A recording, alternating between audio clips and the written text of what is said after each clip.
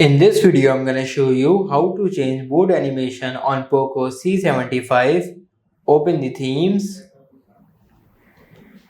tap on my account, tap on customize. Now here you get the board animation option, so simply tap on it. Here you get the board animation. If you want some more animation, then try installing new themes. The animation will come here.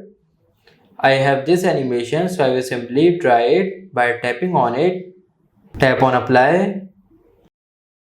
Now this board animation is applied. Now let's check it out by restarting the phone.